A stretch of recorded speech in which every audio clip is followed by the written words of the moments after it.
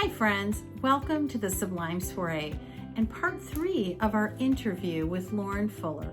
Today we are going to talk about the blessings, the pitfalls, and the wisdom in hosting an invitational life. I think the hardest, I had one dinner that I always say it was so painfully hard for me. And it was definitely a racial conversation that got awkward very quickly. And from my vantage point, again, I felt like I always carry the weight of needing to direct the conversation because it's my house and I invited these people. But in this particular case, I did not know how to navigate it. It felt like I was trying to defend. And in this case, it was, there was a whole group of people who were believers, both Black and white believers. And then there was a group of people who were not believers. Okay. And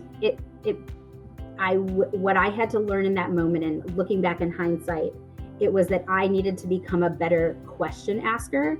I needed to become more curious as opposed to just defending.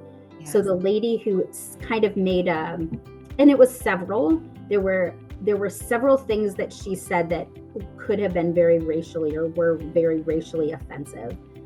And being aware that there were people in the room who might have been hurt by that, I felt very torn, and I felt like I wanted to defend the people who were in the room. Right.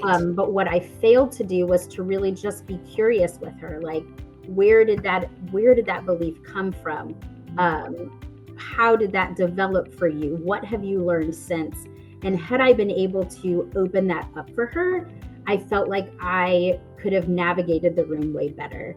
Right. And just extended to her grace and love, as instead of like, you're wrong and I disagree. And I think for her, the room probably had much more of a you're wrong and you disagree. And there was nothing I could do at that point to fix it because I didn't lean in. And yes. It was kind of like after processing that I, at one point the majority had left and it was just believers who were left in the room. And I mean, I just remember feeling like devastated with them. And I just said, like, I didn't know how to do it. Like I didn't, and I should have, and I didn't.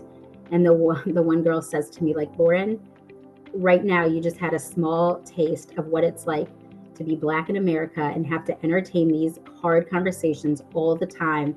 And it's draining and you feel like at a loss. So, I mean, I just remember at that point, like literally my whole body, like, I mean, I physically just kind of like shrunk down and was like, I don't know. And I could feel it. And that was when I think that just like shifted for me in the sense of like, I can feel this for a second. And I remember the people being very gracious to me and were like, Lauren, you're fine. You learned from it. It's okay. And I remember saying like, you know what? I am going to be gracious with myself tomorrow.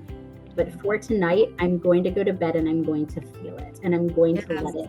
I'm going to let the weight of it just be heavy because it's heavy and it deserves to sit like that. So thank you so much for watching. And Lauren, we thank you so much for joining the conversation. Thank you. Thank you. Bye, everybody. Bye.